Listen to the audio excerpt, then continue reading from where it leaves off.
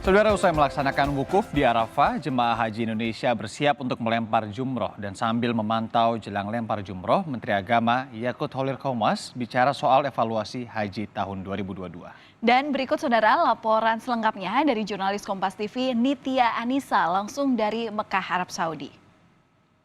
Selama 2 hari ke depan, jemaah haji Indonesia akan menunaikan pelemparan jumroh dari hari ini pelemparan Aqobah hingga kemudian 2 hari ke depan bersama di Mina. Saat ini sudah bersama dengan saya, Menteri Agama Yakut Khalil Qomas. Assalamualaikum Pak Menteri. Lagi-lagi ditodong sama saya nih Pak ya. Saya yakin, jemaah haji Indonesia seperti saya mungkin sudah selesai wukuf, tenaganya masih sedikit tapi semangatnya masih banyak Pak. Mungkin apa yang harus diperhatikan oleh jemaah Indonesia? Ya, jemaah haji Indonesia tentu harus jaga stamina karena ini puncak ibadah fisiknya kan di sini nih, di Mina. Pergerakannya masif dan jauh jaraknya ke kiri ya. Dan termasuk harus mengenali medan ya Gus ya? Iya, makanya saya selalu ingatkan kepada jamaah untuk mengikuti apa yang diarahkan oleh petugas. Karena petugas ini sudah mengikuti orientasi lama gitu, mengenali medan dengan baik. Jadi supaya jamaah ini tidak tersesat atau kalau ada sesuatu itu terpisah dari rombongan Gus? Terpisah dari rombongan, kalau terjadi sesuatu ada yang bisa cepat memberikan respon gitu. Nah, mengenai respon, saya yakin bahwa sebenarnya terutama tenaga kesehatan sudah berbuat sangat-sangat maksimal. Tapi kan ini juga lumayan ya Gus ya, 41 derajat tadi terakhir saya kali cek. Apa kemudian yang bisa dilakukan untuk meminimalisir angka kematian terutama? Iya, saya gini ya, saya harus apresiasi yang tinggi dulu kepada petugas kesehatan yang saya kira sangat cekat gitu ya, cekatan gitu dalam merespon segala sesuatu. Ada inovasi baru ya Gus? Nah, ada jaket pendingin itu untuk mengatasi heat stroke dan saya kira itu sangat bermanfaat. Dan di sepanjang perjalanan menuju Jamarot ini semua kita siapkan petugas-petugas, baik petugas haji maupun petugas kesehatan.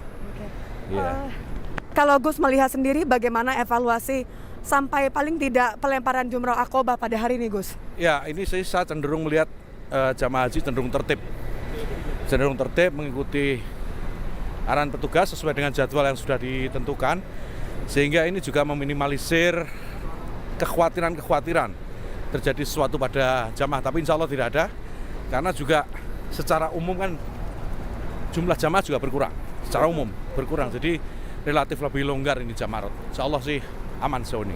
Apakah ini artinya untuk tahun depan akan ada pertimbangan usia dan fasilitas juga Gus? Ya, kita akan bicara dengan pihak pemerintah Saudi Arabia begitu selesai prosesi haji ini. Begitu selesai kita evaluasi, kemudian kita akan langsung bicara dengan pemerintah Saudi Arabia. Terakhir Gus, karena sudah mau sampai ke lantai 3, boleh mengucapkan selamat Idul Adha untuk masyarakat Indonesia yang merayakan hari Minggu Gus. Selamat Idul Adha buat seluruh masyarakat Muslim terutama di Indonesia. Dan mari kita teladani semangat Idul Adha, di mana mengajarkan kita untuk berkorban. Berkorban itu kan bukan hanya sekedar memotong hewan, kambing, sapi, atau unta gitu ya. Tetapi juga bagaimana kita mampu mengorbankan jiwa-jiwa besar kita ketika negara membutuhkan, ketika negara memanggil, jiwa-jiwa besar kita harus siap. Gitu ya. Ya, itu saya kira makna dari Idul Adha bagi warga Muslim Indonesia tahun ini. Karena kita baru mau keluar dari pandemi, dan saya kira semua warga negara harus mengambil peran untuk mengembalikan kejayaan Indonesia yang dihantam pandemi 2 tahun. Ya. Terima kasih. Sama-sama, terima kasih. Sudah menyemangati jemaah haji Indonesia yang sehat. Ya, sehat terus. Ya, semangat terus. Sehat-sehat terus semangat. Insya Allah, amin. Insya Allah semuanya lancar.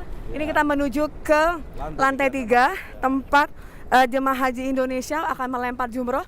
Ini harus ditaati, harus dipahami karena memang ada area-area dan waktu-waktu yang diperuntukkan bagi jemaah haji Indonesia supaya keselamatan jemaah haji Indonesia sendiri ya Gus ya. Demi keselamatan jemaah haji. Demi keselamatan haji Indonesia. Ini waktu pemilihan waktu untuk melempar jumroh ini kebetulan Indonesia diberikan hak pertama kali untuk memilih. Wah.